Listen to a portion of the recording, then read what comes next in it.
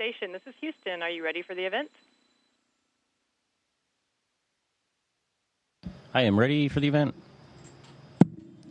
Larry King now. This is Mission Control Houston. Please call station for a voice check. Station, this is Larry King. How do you hear me? I hear you good, sir. How do you hear me? I hear you fine. Stop with the sir, Scott. Call me Larry.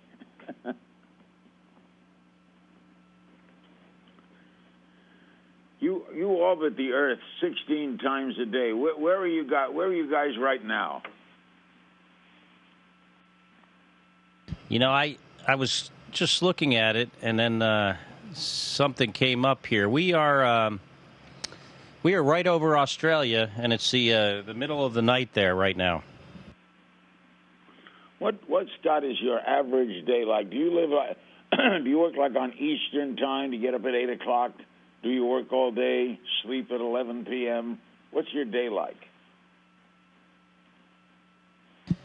So we work on most of the time, almost all the time, on Greenwich Mean Time. So we get up at about 6 or 7 in the morning Greenwich time, so the time that a lot of Europe is on. And then we go to sleep at 10 to 11 o'clock at night, again on that European time. And that's a good compromise because we have a bunch of different control centers around the world that we interact with in Moscow, Japan, the U.S., in Germany, Huntsville, Alabama. So being on that Greenwich time was probably the best compromise we could have. How many are on the ship right now? Well, right now there are 6 of us. There are 3 Russian cosmonauts, an astronaut from Japan, and 2 American astronauts, obviously, you know, one of those being myself.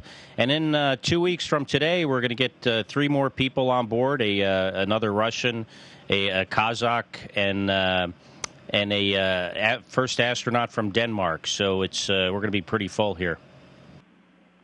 Everybody get along well? Yeah, we get along great. You know, this is an international program. It's one of the great things about this space station program is that it was done with a very strong international partnership. You know, although we have, you know, the U.S., what's called the U.S. operational segment, which is the U.S. and our other international partners, and then the Russian segment. So we do work some of the time independently, but we have, you know, 2 of the Russian cosmonauts doing some medical tests here right now in the U.S. laboratory module, and we share just about everything. And they're, you know, the cosmonauts and the other international astronauts are great friends and great partners for us. You're up there 145 days. You're going to be up 356. What's the physical toll on you? You know, we have a good exercise program up here. So overall, physically, at least the stuff I can, you know, I can see and how I feel is pretty good. You know, but part of the reason why we're up here for so long is we're studying other things, the things you can't see, like bone loss, the effects on our vision, the effects of, you know, in the case of this study with my brother and I, the effects of radiation on us at a genetic level. So, you know, even though I've been up here for a long time, I'll be up here for, you know, a little while longer. I feel good, but, you know, there are other effects that we need to study as I go along and continue to study when I get back. It'll be interesting to check you and your brother out, won't it, since you're identical twins? Yeah, it's you know, it's a good opportunity on a kind of an anecdotal level, you know, when you only have one sample group, to get some information on areas that perhaps need investigating further. You know, as identical twins, our genetics are almost identical, and there are impacts on us from this microgravity environment and the radiation environment on us at a genetic level. So hopefully we'll learn things about those effects that we can then study even further. You recently participated in a new first for space travel. What is VEG or VEG-1?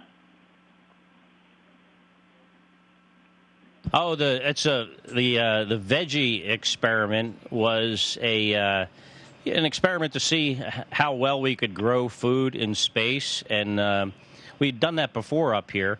But in this case, we were allowed to eat some of it. So the last time we did it, all of the vegetables went to the ground, and this time we were allowed to eat half of it, and that was great. It tasted good. It's great to have fresh vegetables, and if we want to go to Mars someday and live and work in places that don't have the type of resupply we get on the space station, we're going to have to know how to do that. How do experiments that you conduct affect us here on Earth? So we have, over 400 different experiments going on here throughout the year I'm here, and some of those are experiments that, look at ways to allow us to explore further from the Earth, but some of them are probably about 30% of them are ways to improve life on Earth. For instance, we recently had a bunch of rodents up here where we were doing some experiments that would be potentially critical to designing some new drugs for certain type of diseases like bone loss and muscle wasting kind of diseases. There are some other drugs that have been developed based on space station research.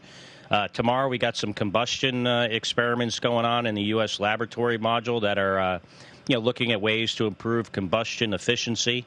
But I like to think, the space program and how it's, allowed us to, improve our ability to fly satellites into orbit and communicate with space vehicles. If you look at how we live our lives today, most of what we do from a technology standpoint relies on, space-based technology. You recently urged lawmakers to restore full funding to NASA's Commercial Crew program. Is that going to be a problem? Well, it's I guess it's the president's job to offer a budget, and Congress approves it or doesn't or changes it. For us, we need a certain amount of money to fly, these commercial crew vehicles on a certain schedule. And, if we don't get the amount of money we're asking for, we're probably not going to be able to meet that schedule, which means, for the space station program, we're going to have to, further our contract with the Russians to get crews up here. So I don't know if it'll happen. I hope it happens. I hope we get the money we need so we can continue to build two vehicles and do it on the schedule that we need to support our exploration goals. Are you working all the time?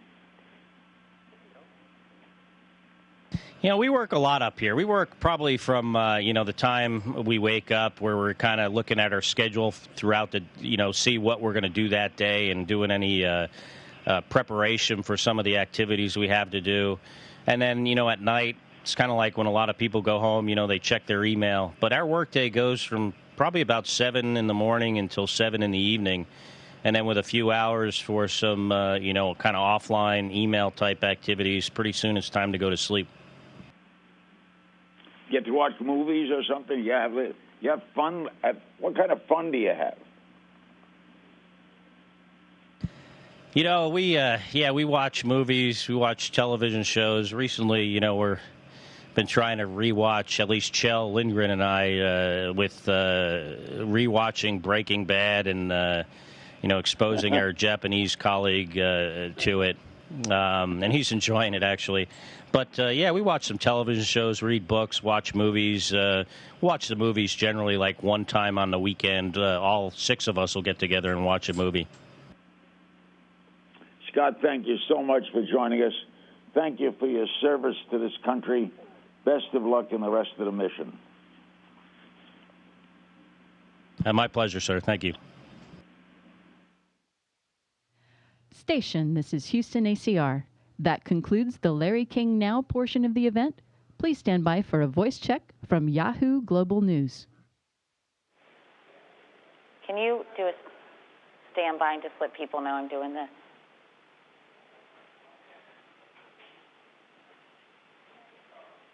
Station, this is Katie Couric with Yahoo News. How do you hear me? Hi, Katie. I hear you loud and clear. How me?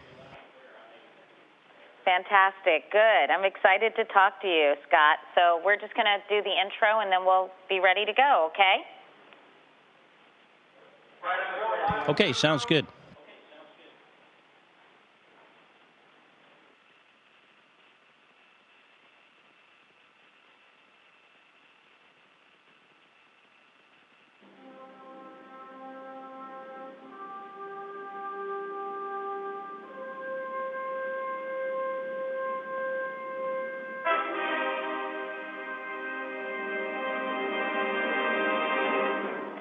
It's a modern space odyssey, but this one in 2015. I'm Katie Couric. Welcome to Yahoo News. Some of us like to post pictures of our kids, our desserts, our hydrangeas on Instagram. Guilty. But Captain Scott Kelly might have us all beat for the coolest Instagram feed in the universe, literally. He's 145 days into his record-breaking year in space mission with NASA and has been keeping amazing records for us back here on Earth. Check out this Rothko-esque sunset he tweeted on Monday. Here's the shot he took of the Himalayan mountains looking like funnel cakes. And then there's this breathtaking view of the northern lights at sunrise.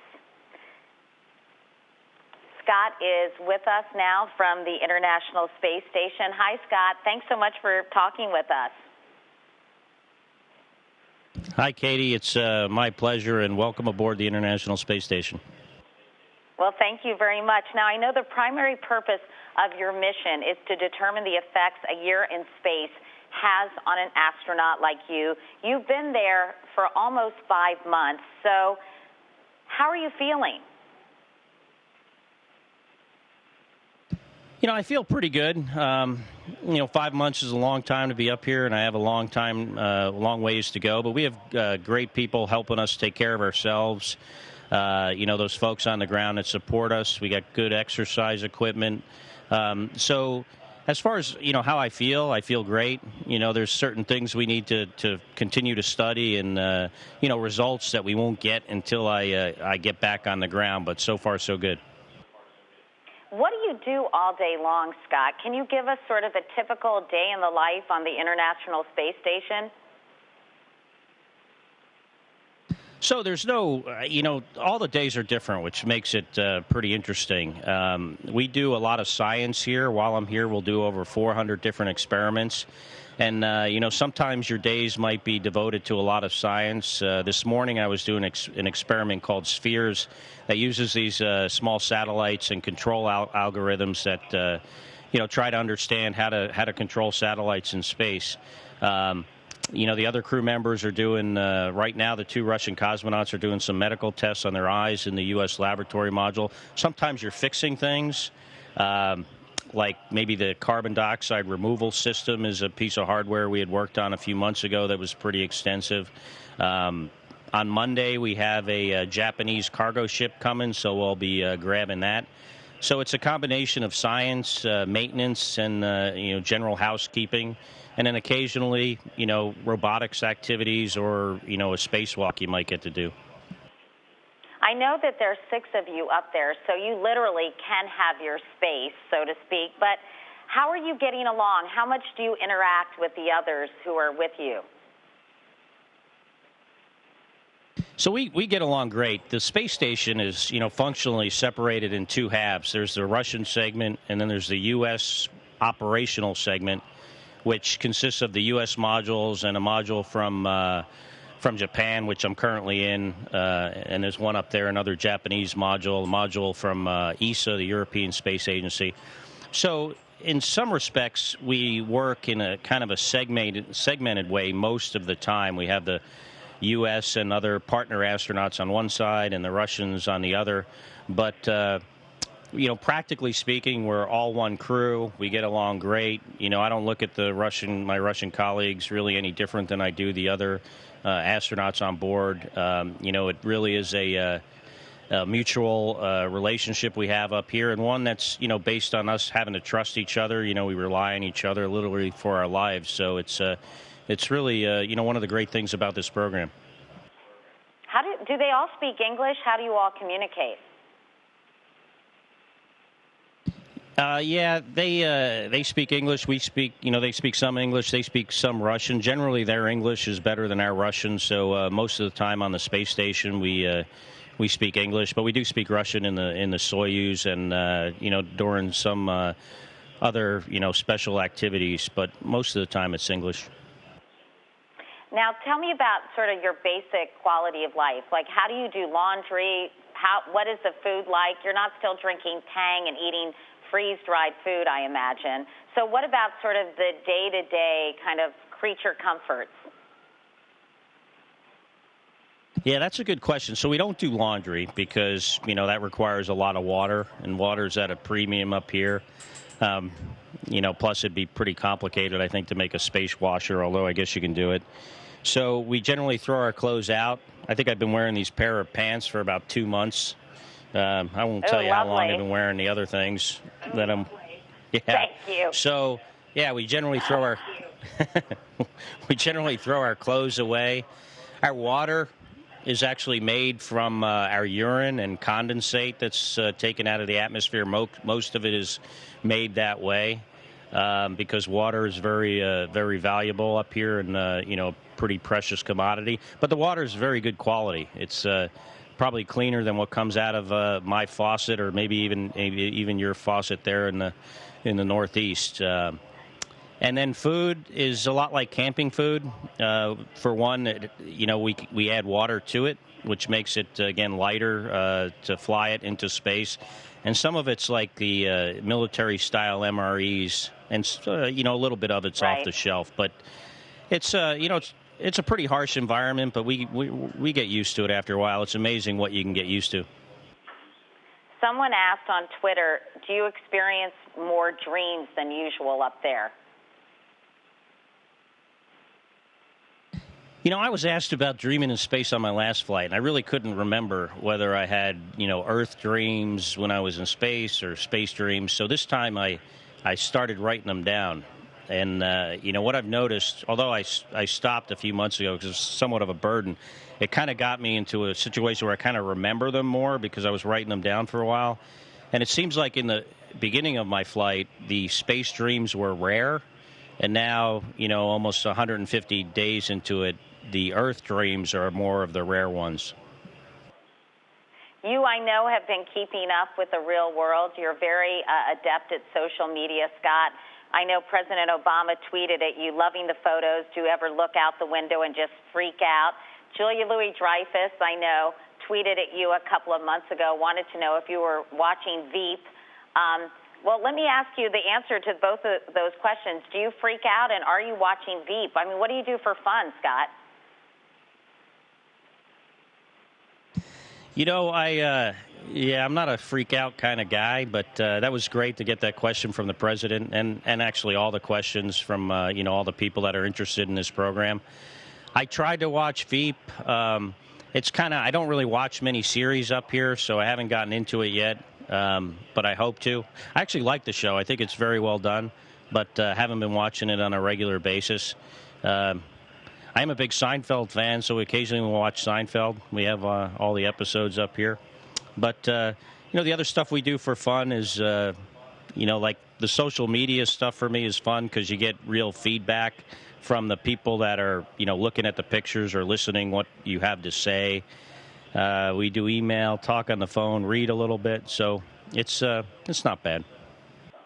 I know one of the reasons, Scott, you were picked is because you have a twin brother, an identical twin brother, Mark Kelly, who, of course, I know as well. Do you ever wish that he was the one up there and you could be the one back here on Earth? No, not really. That's not the type of thing I would ever even think about because it really wasn't, practical. His situation was such that when this 1 year of flight came along, he'd already retired from NASA. And so it just wasn't a practical thing. I do envy some of the stuff he gets to do. So, now occasionally he'll send me a picture of his food or something. And that's, at those times when I'm eating something brown in a bag, I envy the, steak he's sending me a picture of.